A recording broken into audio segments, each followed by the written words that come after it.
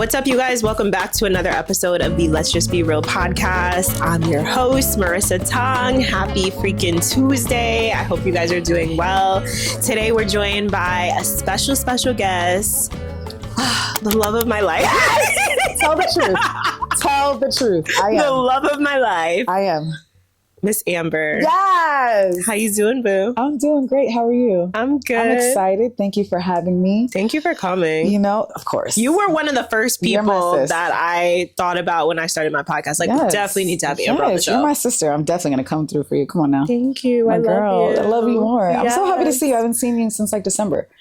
Has it been December? Yeah, since Jaleesa's B-Day class? That, and then remember we filmed the video for that artist. That was December? That was December. Yo, where is the time going? I don't know. It's fucking March. It's March. Oh, are we allowed to curse? Yes. Okay. Sorry. You're good. She knows me, so my mouth is very...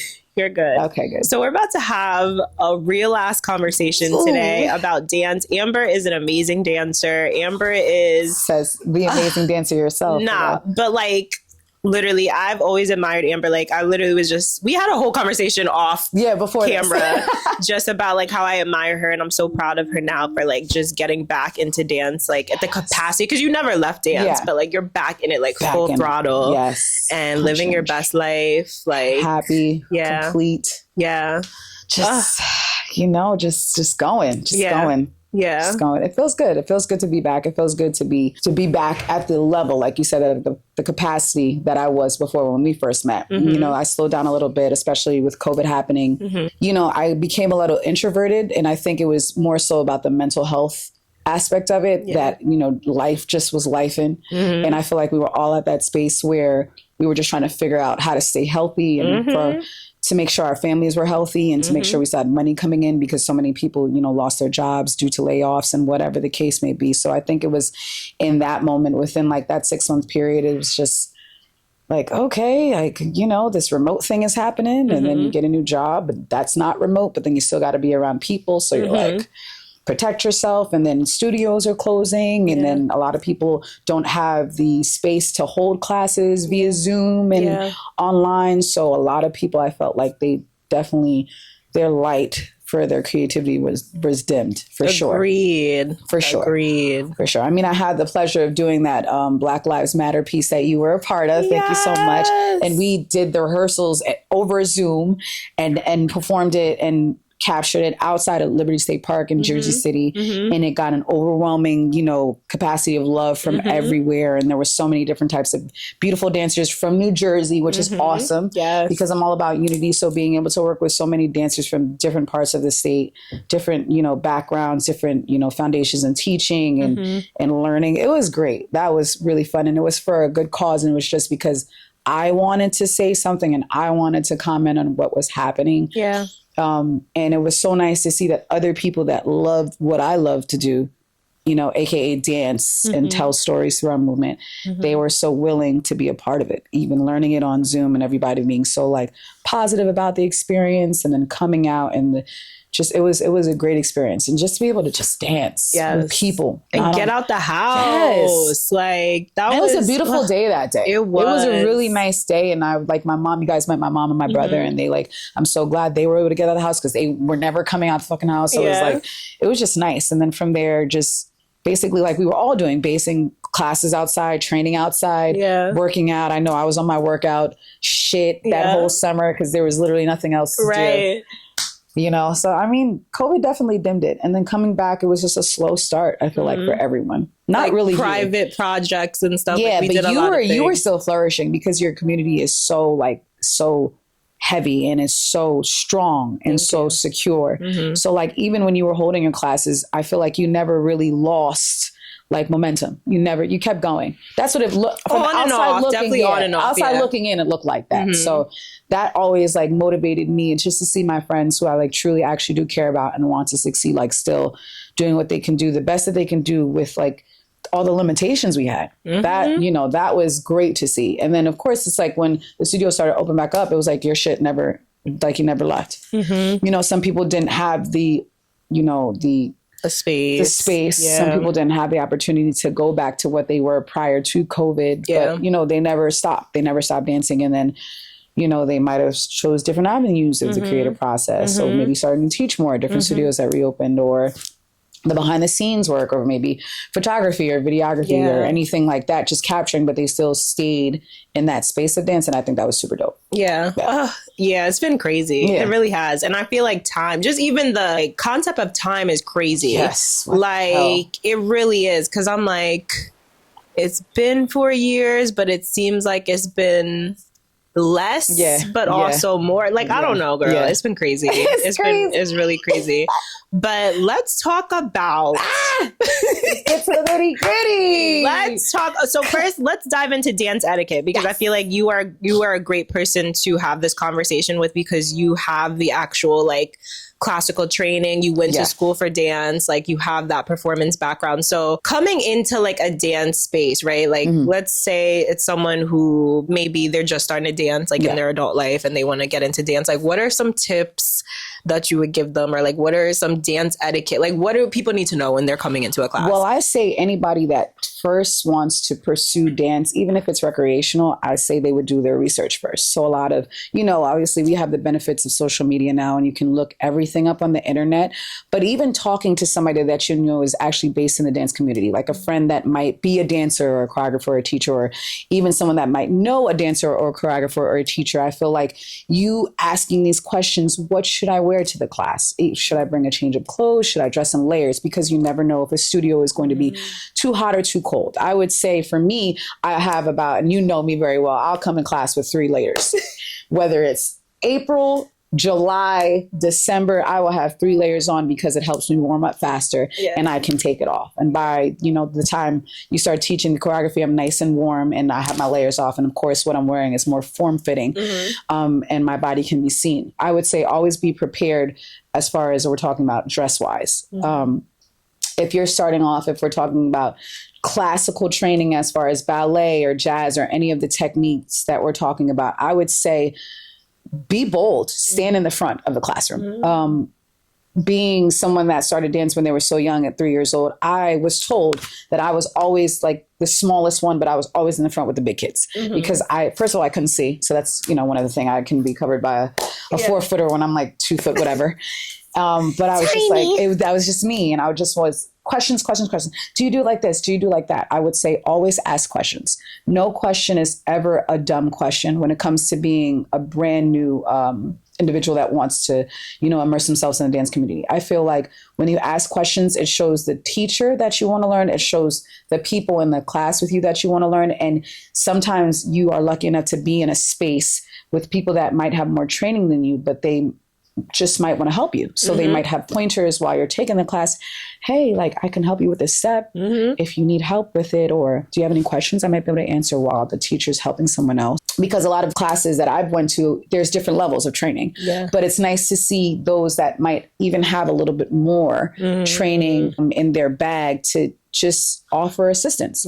And it not in an arrogant or cocky way. It's like, hey, you want to go over something with me real quick? Because I was having trouble with it. I just wanted to bang it out. Just wanted to see. And it could be something that I feel like I have, but I might have noticed that that person was struggling or they were too timid or afraid to ask the question. So I'll make it a comforting, gesture. Like, I just wanted to bang this out because I feel I was messing up a step. Like, you want to go over this with me real quick in the corner? So they might feel like internally, like this bitch knows she got all the moves. But like, it's nice that, that she actually wants to like help me, and it's good because that means I have one more time to go over it. And anybody that's new to anything that you learn in life, all they need is just practice. Iteration, you want to keep going and going. A repetition, you want to keep going, you want to keep going. So I feel like in a dance space where you're just coming in, you definitely should place yourself closer to the front of the classroom. Always ask questions, and don't be afraid to raise your hand and ask questions, because especially in a professional dance space, you never want to just blurt out a question. Obviously, you want to make sure that you're respecting the teacher because they're taking the time out to educate you on what they learn. So someone could have the same question. And that's the great thing about it. You never know who in the classroom has the same exact question as you. So you asking that question, 15 other people in the classroom could have got their question answered. They were too afraid to ask. So always ask questions. And I would say, being someone that has had different training, different types of teachers and backgrounds, never be afraid to mess up. I feel like messing up is so important of the learning process in life. Like we've known, like just being a human being with blood rushing through our veins, like you have to mess up. You have to mess up because once you're at the top, there's the only way you can go is down. If you're aiming or reaching to go to the top, you have to fumble. You have to make mistakes. You have to trip over a few things. Theoretically, literally, figuratively, if we're talking about dance, you have to do that because that's when the questions come in. And then you can have different people with the education, i.e. your teacher, or with just someone that might be in a class that is a teacher or has more training that could educate you on how to do a certain step that you might have not seen. Because sometimes the teacher's way might not be the way you learn, but someone next to you who needs it at a slower pace could break it down in a much more simpler way. And then you actually get that move because that person took the time out because you asked the question. So I would think those 4 things for me, definitely the appropriate dressing. I would say always wear layers, but when you are in a class, aim to have something form-fitting so that if it's something more technical, i.e. the ballet, the jazz, the lyrical, contemporary, and we're talking about lines, we're talking about turnout, we're talking about, any type of technique as far as stretching wise and that type of thing, you want the teacher to be able to see you so that they can correct you. I mean, I'm terrible and like it's the pot calling kettle black because I don't wear tight shit in class. So I'm the person that growing up and going to Mason Gross, I was the one with the baggy shit in ballet. My teacher would always be like, take that off right now. And I'm like, Miss Sherry Alvin, I love you so much. The best ballet teacher I've ever had was my ballet teacher during my 4 years at Mason Gross. She made me fall in love with ballet because I hated it. But because she was such a loving human being and she was so nurturing and she rooted for us in such a caring, maternal, but stern way. It was always, you may not like it, but you're going to like it and you're going to get it. And it's like, how do you not appreciate somebody for instilling that type of resilience and tenacity in you, but then also making you feel like it's okay to not like something. But you need it. If this is what you want to do, you need to have this foundation of technique. You need to learn this. You don't have to have 25 fortes, but you need to learn at least the 5 basic positions of ballet. You need that because in heels training, you need that. You need to learn posture. You need to learn your hip rotation, where it's coming from. You need that. You need to have, stability in your core because when you do these turns and you're turning, whether it's in heels or on a flat foot, you need to have balance. Y'all heard that? Hello? You need to be able to spot. So you learn all these things in these basic technique foundations in these classes. And I had some really great instructors. So they taught me their first thing was never be afraid to ask a question. Never be afraid to stand in the front of the classroom. Never be afraid to make a mistake in the front of the classroom. That's okay. Because at least people know that you're trying. You're not there to hide. You're there to be bold and learn. You want to have the facade and you want to actually be that person that wants to learn. And once people identify that, like I said, you can have people from different backgrounds in the classroom wanting to give help when you need it. And then that's how you learn. It's a step to step. I think that's really, really important. I think that's what's lacking in the dance community because everything's about views and social media and they don't want to be embarrassed and they don't want to, oh, well, if I go in the front of the classroom and I'm a newbie, this girl who has the 25 pirouettes perfectly is going to judge me. Well, she might, but who gives a fuck? Because at one point before those 25 pirouettes, that bitch didn't know what she was doing either. And she was you. And I guarantee you to get to where she was stepping in the front of the classroom, asking questions and fucking up the entire time. And now that she learned that and someone took the time to show her and she built her technique and she took bits and pieces from different people that she met throughout her journey in dance. Now she has those 25 pirouettes. But where the fuck you thought she got it from? Period. And I feel like I relate to that so much too, because we talk about I didn't grow up with the same training as you. I am I consider myself a street dancer and I learned just from experience and taking classes and learning and, trying different things in my body. So I'm always learning, even as a teacher, I'm always learning, it's so good. It's so good. And not being afraid of like you said, looking stupid, fucking up. I had taken Ebony's class last week and there was some part in there I was like, Ebony, I don't think I can get this. But it's even still I'm going to stand in the front and y'all going to see me as a teacher fuck up. Y'all are going to see me make these mistakes so that this is normal. It's normal. It's part of the process. So but I think the issue, like you said, nobody wants to be on camera because the focus now is camera. can I film? Can I come in and put my phone down here? Yeah. Or am I ready? I'm just coming to class because I know the videographer's coming at the end. So I just want this what video. Is your purpose of coming here? Are you really coming here to learn and take something from the process and learn something from your teacher, learn something from your classmates? Are you there because you want to post something on social media? Granted, as a dancer, it's great to have professional content filmed. It's great. We all know this. Any professional dancer knows you want the professional content from class. You want it from a performance. You want it from a video shoot. That's great. But at the end of the day, that shouldn't be the reason why you want to come to class. Yes. You should not walk out of class without learning at least 3 to 4 things that you did not think about from the teacher, because everybody's teaching style is different. Yeah. I learned something, at least 2 to 3 new things with you every time I come to your class. And we've been dancing together for now, it'll be 5 years since 2019. And I've taken a number of classes. We collabed, and every time we dance and every time, whether we collab or I take a class, I still learn. That goes for anybody. Every class you should be learning something. Come into that space wanting to learn. Yes. There should not be a cap where you're like, well, I'm just going to work on this, but I already know this. Yes. Bitch, then why are you in the class? Why are you spending your $20 to $25? Yes. You could have spent that on something that was actually more substantial for you. Agreed. You're wasting your own fucking time, and then you're disrespecting the person that's pouring their heart out to those that really want to be in the class and take something from it. That could be a spot opened up for somebody that really wants to learn, but you just want to be there because, like you said, the videographer's coming. Or that's my song, I know I'm going to kill it, so let me go.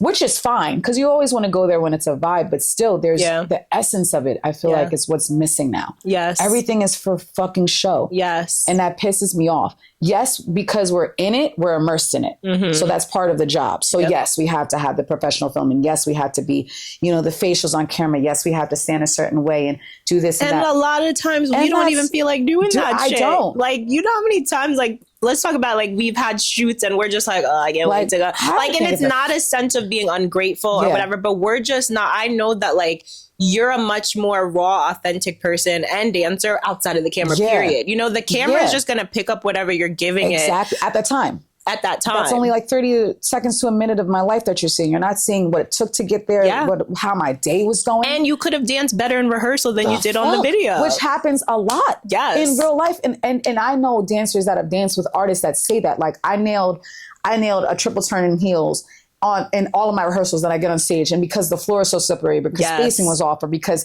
I missed energy's the first off. step. Yes. Yeah. I'm feeling drained. I didn't get enough sleep. I didn't feel like I was good in practice. I get on stage and I fucking lose it. Yes. And it's so frustrating, but it's a real thing. Yes. That doesn't mean you're less of a fucking dancer. Exactly. That means you're a human being, and that's the space that you were in that day. But if you keep going through that, you might have fucked up on the turn, but then the other minute and a half of the dance was phenomenal. Yep.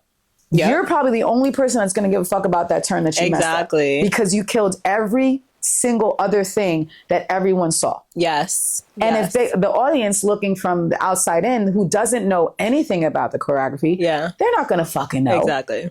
Dancers in the audience might know, like, oh, she slipped a little bit. But goddamn, that bitch was on the floor hitting splits. Her bevel was crazy. Her turnout was crazy. Her facials, like her performance quality, energy was crazy. That's what's going to sell it. That's what matters. That's what's going to sell it. Yeah. Not the turn that you might have slipped on the last of the 3 pirouettes. That's not going to, that might kill you because you got that shit during rehearsal and you're like, how the fuck does that happen? But it's like, that doesn't make or break you because everything else was phenomenal. Yeah. Like you were talking about in the beginning, like letting go of the mistake and not getting stuck on it. Like there'd be so many people who take class and like, because they fucked up in the final video or the final take or the final group, it's like they have a sour face and they're going home like beating themselves up. Like, dude, if that's what it's going to take to discourage you, this is not meant for you. Please. This is not meant for you. You're not meant to dance. No. And sadly, like, I think we have to separate too, like you said, are you dancing recreationally? Is it just for fun, to feel good, to get exercise? Or are you doing this to actually elevate as a dancer and to create opportunities for yourself and other people? Like that's what we need to start figuring out as people. Yeah. It's hard because I mean, even with us, we know a few people that it's sad to see because we know them as people. And it's sad to see sometimes the people that I grew up dancing with and then went to college dancing with that aren't even dancing anymore. And it's like, bitch, when you were in college, your fucking leg was over the moon. But now you're like, you know, you settled into your family life, which is beautiful. You're now a mom. You have a business. You started a business, has nothing to do with the creative aspect in your life. Yeah. But it's like the passion that you used to have, like, I miss it for you. And it's like, I can't get mad because you're you and I'm me. So who the fuck am I to judge? But it's like, wow. Like where did it go? And you never ever, I will never judge somebody for veering from their path of dancing or whatever performing arts is to them, because you never know what life gave to them. You never know. They might have lost somebody and that took away their passion, or like they might have physically been not able to perform it anymore because of, you know, injuries or whatnot. So you never or money, you know, there's a lot of discouragement too around, like, even with my parents, they're not supportive of what I do, you know, in a sense of like, now they are, because it's like, oh, it's a business. But like, as far as like growing up and me wanting to pursue dance and performance and theater professionally, like, it was never supported. That's crazy. So I think there's a lot of people who maybe get that from friends, family, environment. It's more normal than you think. I feel like people are more non-supportive than they are supportive when it comes to dancers, because it's the starving artist kind of facade. Especially with the parents. You're never going to get a job. You're never going to have a 9 to 5. Where's your insurance going to come from? If you injure yourself, your career is done. This you can't fear. do this. It's like, a lot of fear. God damn. Like, if you're really immersed in what you're doing, I feel like as a dancer and as an artist, and you want to grow, I feel like you have to consider these things. So if you're taking the initiative to go to classes and train and doing all this and networking and doing these shows and whatever the case may be, then you're putting all your money into training and content. Obviously, you had to think at one point if this shit was going to come back tenfold. You had to. And if you didn't, then what the fuck are you doing? Because it's still a life choice. So yes, I love the fuck out of dance, but is it going to pay my bills, the bills that I need to get paid? No. No. And I'm at the age where I can still teach, I can still take class, I can still perform, I can still, you know, be booked for video shoots and events, and that's perfectly fine. But I have a family to take care of and I have a life to live. So sustenance, that's what it is for me. But it's good now that I'm in my point in my life, I can balance it. There's a balance there. There wasn't always a balance there. And I feel like it's not always going to be a balance there. You have to find your fucking balance. And it took me years to find my balance, and getting rid of people that didn't support me having a balance, and getting rid of people that dimmed my light and didn't want that for me. Not saying that they didn't believe in me as a dancer or as an artist, but they saw the light and it scared the shit out of them. And it might have been a partner that didn't want me to succeed because I'm supposed to be the woman in the situation. So I don't want you to get this kind of attention. So, you know, you're a fantastic dancer, but you might not make it. Like, that to me is bullshit. That is crazy. That's crazy. Because whether you're dating someone of the same or opposite sex or whatever your preference is in your dating life, your partner is supposed to be your gear towards your dream, not the person that sets you the fuck back. Facts. And I feel like we always, and I know I've run into a few people in my life, and that's okay because it's a learning lesson and it's actually propelled me to where I am now. Like, I needed those people to tell me no. Like, I needed them to be like, yeah, you know, well, how are you going to do this? Because you're definitely not going to book for this. Well, you're too old to, you know, and getting into the age that we are now. You're too old and this, that, and the third. Yes, please tell me that shit. Because I'll still go to New York. I'll still go to a class and eat these 18, 19, 20-year-olds. And you are. But that's not how I go in there.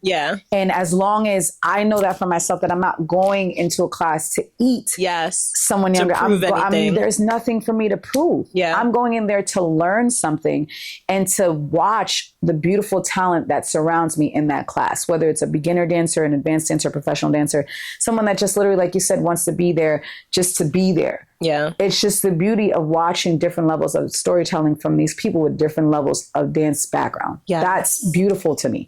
I love watching people in class more than I love dancing sometimes, because it's like, what the fuck? Like, I didn't even think you could make me feel that way about this piece. Like, it can be a turn up, twerk that ass, this, that, and a third, and I'm over here with a tear in my eye because you fucking, like, you know what I'm saying? Like, but certain people can do that to you. Just because it's the passion. They're just like, they're shining their light so bright. And that's what it is. It's you seeing that person raw and happy and just doing something that they love to do, even if it's for the minute and 30 seconds that you teach them that. That's a gem.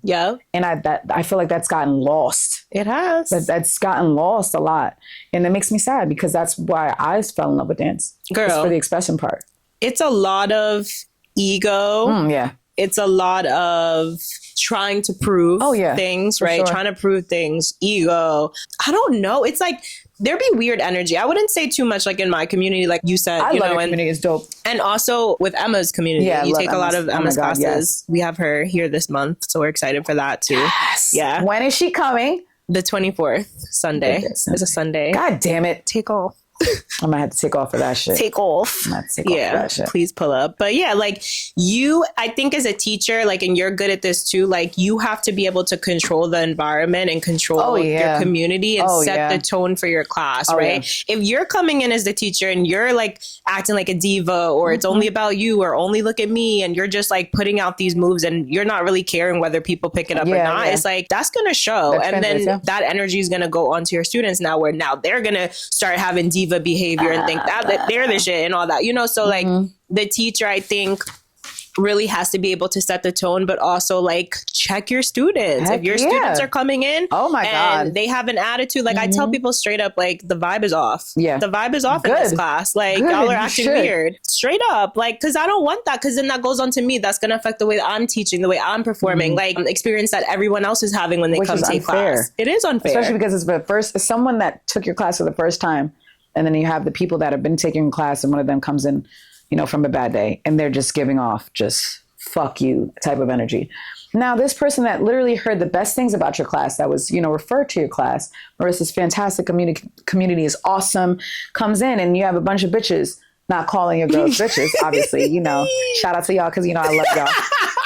But you have a bunch of women that are acting like bitches because they had a bad day or they might be on the period. Yes. And it's not fair to the person that like came in there excited, like, oh my God, I heard such great things. And now you just fucking ruined their experience. And now you just you as a teacher possibly lost somebody that like could fucking probably maybe propel your movement that you might not even know is a phenomenal dancer that you might want to use for projects or refer to other different, you know, ventures in dance. But you don't even know because their whole experience was fucked up because of other people that know better.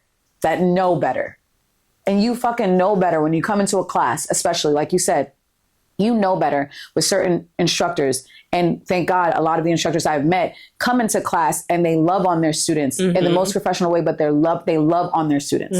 And they make their students feel comfortable enough to make a mistake. As we said before, they make their students feel, you know, like they're enough. Yes. Like you're enough. You're okay. It's okay for you to be here. It's okay for you to make mistakes. It's okay for you to feel like you're not worthy because within this process, even in this hour and a half or 2 hour class, even if you feel a little bit like 10, 15% more worthy than you did when you walked in here, you accomplished something as a teacher. I love teachers like that. But then you have people that come in there like, well, you know, this is my song. I'm going to kill this shit. So these bitches better not get in my way. Why are you fucking here? Go do a solo video. Go dance somewhere by yourself. Somewhere else because there are classes, you know, not saying I've taken them or specific choreographers and teachers that give that energy off. And thank God I haven't come across ones like that. But like there are classes where people come into them. And I've talked to some of the girls like even from your community, in my community, you know, with the basis that I started with when I was doing tour classes when I first started and how that's grown. And like other people from my classes have now ventured out to teach their own version of the classes. And which is cool, you know, because that shows that your influence is magnifying in a positive way, that you gave your students enough confidence to now that they're making their own moves and they created their own communities. That's a beautiful thing. I don't know, we'll touch on that later. But it's a part two. Well, that's a beautiful thing to see because I love seeing people find their purpose. I love seeing people find their purpose in whatever style of dance it is. I love to see people find their purpose and their voice. But when like if you're coming to class and your sole mission is to outdance everybody just because you fucking can, you're wasting space. Go to a class where that's what they promote. I'm that bitch, I'm that dude, whatever, I'm gonna walk in here and shit on everybody. That's cool and that's okay because you are you. And at least you're being authentically you. So no one can judge you for that. You're not being fake about it. That's true. But not everybody receives that, bro. That's true. And you have to go into a dance space where when dance, it's a very vulnerable type of art. The vibe and the frequency has to match. It has to be the same. And if everybody one person's off, that shit will colossally, I know that's not a word. We're going to make it a word. We'll make it a word. But that shit will have such a bad trickle down effect. To where you literally walk out the class like, what the fuck did I waste my $20 to $25 for? Why did I come? And then you start having issues with people outside of dance. Like, I've seen it, girl. And fortunately, I'm going to just say this. and then we're going to wrap up the episode. There has been people, I feel like the community has kind of like cleaned itself. I feel like I have a natural like cleaning process of the community. So like the people who are acting crazy or they do have bad vibes, negative energy, whatever, they end up getting weeded out. Good. Naturally. And that's okay. Yes. And I'm cool with that. For sure. And I hope you guys are cool with that too. Yes. I mean, you have to be. Yeah. Because if you're going to come in here with the little I'm the shit type of dude, please don't come to me with that, because my filter is not really there. Like, it's not. Like, I was just talking about to Marissa that she is definitely more classy in her approach, which is awesome. Not saying that I'm like a dirtbag, because I'm not. But everybody that knows me is I'm very vocal about how I feel, but in the most respectful way. And it doesn't matter whether it's professionally, intimately, if we're speaking about family, socially, I'm going to say how I feel, but it's always going to be respectful. So if the energy's off in the classroom, I'm not going to make it known within, especially if it's not my class. I would never, ever, and I've never came into someone's class and addressed somebody's energy when it's not my fucking class ever. Yeah. Because I'm geared on learning. The teacher's teaching. I am tuned into you. I am locked into you. You are the person that I care about. I want to learn from you. Let me take what it is. But if it's a situation where I'm comfortable with the person that I know is coming into class with bad energy, I might pull them to the side after and, hey, are you okay? Because sometimes, like we said, life be life in, and sometimes that's what they might need, a hey, are you okay moment. It might be something that really fucked them up for the day. And coming into that dance class was their salvation and their safe space. And then they unknowingly created a not safe space for themselves and other people because their energy was so strong and it was so off. And it happens all the time. But you can't blame them for it. So I feel like it all comes down to having a lot of allowance and grace for people and their experiences when they come into the classroom. You have to understand everybody is coming to learn something different, to be something different, to find something different. And once everyone that comes into a classroom space, whether you're a teacher taking another teacher's class or just a regular student or just someone that wants to try it out, you have to understand that you have to be respectful. Yes. Of those boundaries. You have to understand that people, say it again. You have to understand that people are people. Yes. And you have to allow them to be themselves in that space. You might not agree with it. Yeah. But you also you should have enough fucking self-control to where I'm not going to let this person ruin my experience. Absolutely. You should have that. I'm not going to let this person ruin my purpose of coming here. I'm not. Yep. And if you're not at that point yet, aim to be at that point, because it takes a while. I know it took me a while growing up, where I didn't let other people's energy dance-wise get to me. Because you have to hear a lot of no's and fuck yous and you're not good enough in order to be comfortable in saying, well, I am good enough. I might not be good enough in your standard, but I know I'm good enough for me and I'm going to keep excelling whether you fucking like it or not. So as long as I feel like if you find your purpose and you're good with yourself, you're confident in yourself, but you're also humble enough to know that you're not the best and you'll never be the best, but you are the best you, I feel like in any classroom setting, you'll shine. Yes. And people will be drawn to you because they're like, oh my God, your light is so contagious. Yes, you're magnetic. Yes. Yeah. And then you're constantly cheering others on and making them feel safe around you.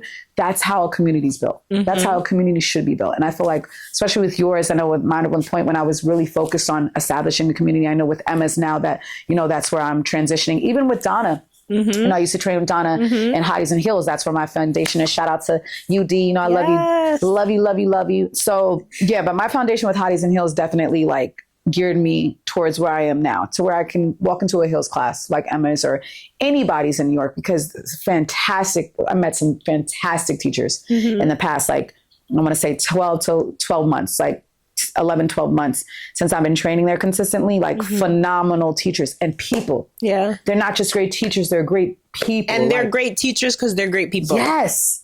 Like, and I love that they're all based, like they all are attached to each other. So like, a lot of the teachers that I've worked with in choreographers, even the shows that I've been in the past few months, I met them through Emma. Like I met them in Emma's class. And because she has such a wonderful platform in a community where everyone is so supportive and so loving and so like nurturing and authentic, people see that in class and they want to use you for a project and use you for a performance. And that's how it's supposed to be. Yes. And I love that because it's people from all different walks of life, from different countries, different denominations, different religious backgrounds, just loving on each other and just letting each other's light shine. And I see that in your community. I see that in different communities from different people that I've met over the past few years as like a professional dancer going into what I am now. So it's like, you want to see that. But then it makes me sad when you don't see that, because you know they're not doing it for the right reasons. Yes. And they're not doing it to share their love of dance. They're doing it just because they can. That makes me sad. But then again, who am I to fucking judge? I'm not.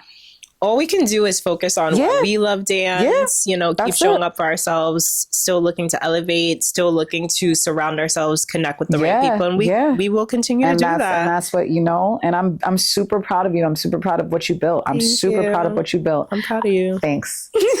You know, I'm actually not even gonna because I'm not an arrogant person. I'm saying that because I'm not. But I am very proud of myself because of where I was not even 3 years ago. Yeah.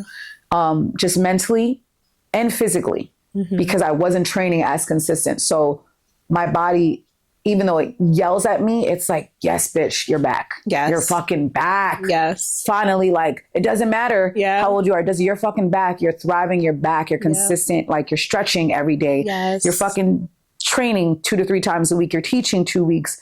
You know, two to three times a week. That's fucking awesome. Like, you need to be doing that. It does not matter. Age has nothing to do. It does not matter. But it's like, let them know, when you've been dancing your fucking entire life from the age of 3, and then you just stop. No, not stop, but you step back because of life. Your body's like, what the fuck? You just feel like a lazy bum. Thank God I've had teaching all these years to at least, you know, dip and delve into, but like actually being able to perform and train for myself again, because I feel like to be a teacher, you need to train as well. Yes. You have to fucking continuously learn. Yep. And that's the best teachers still take class. Yep. They still go to seminars. I need to take more classes. That's something that's on my goal list for this year. It's needed. Yeah. It's needed because you just want to add things to your repertoire, to your catalog. Like, you just learn so many new things.